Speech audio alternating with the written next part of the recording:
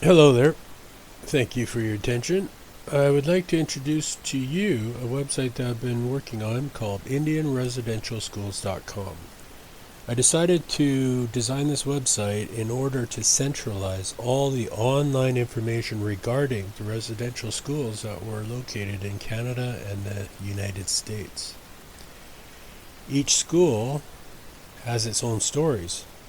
Overall, they were all bad, but in some cases you'll hear that they were good. But I don't know how genocide is good.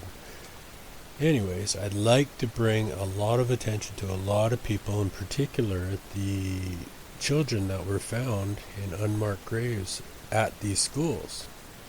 And I have a lot of insight on this because I was involved.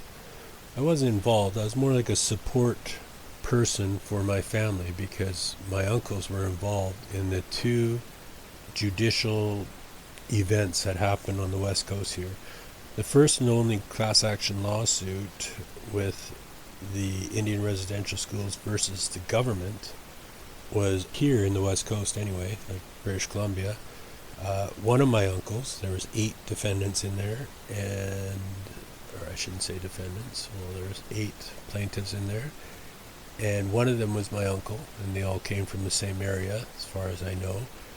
And after that, the government decided they didn't want to take the thousands of cases through the judicial process, so they made alternative to litigations, where they interviewed 4 or 5 people and they determined everybody deserves this amount of money. My uncle was a different uncle was considered the worst case scenario and the worst possible outcome with the worst possible treatment within the residential school, and he was used as an example of, I guess you could say, poster child for the Indian residential schools. I would like to say his name, but I'm not going to because I've had a lot of backlash from the school that he went to.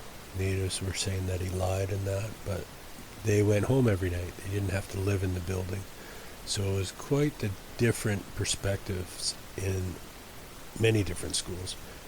And one time I would like to speak to my uncle on air here, and he actually told me that he walked in, seen a child's body hanging from the rafters, and he went to get help, and time by he came back, the body was gone. He knew the child too.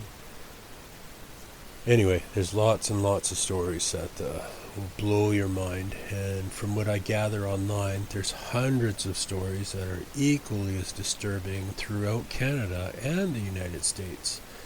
The graves that are found are bodies that are huddled, like they're kneeling in the corner rather than laying down. They're like vertical, so they're like could have been standing.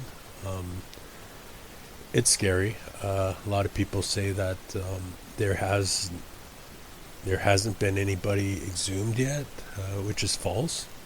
Like dating back in the 70s, there were whole graveyards that were exposed by accidents through weathers like floods and that, and dozens of bodies were found and unidentified.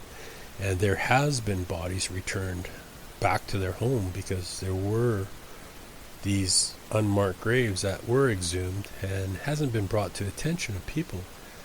And now with these new laws, social media is blocking all the news, so all this information is not getting to you, our end listeners. So hopefully this website will shine light on the project, and thanks again for listening, and I have much more information to bring to you. Have a blessed day.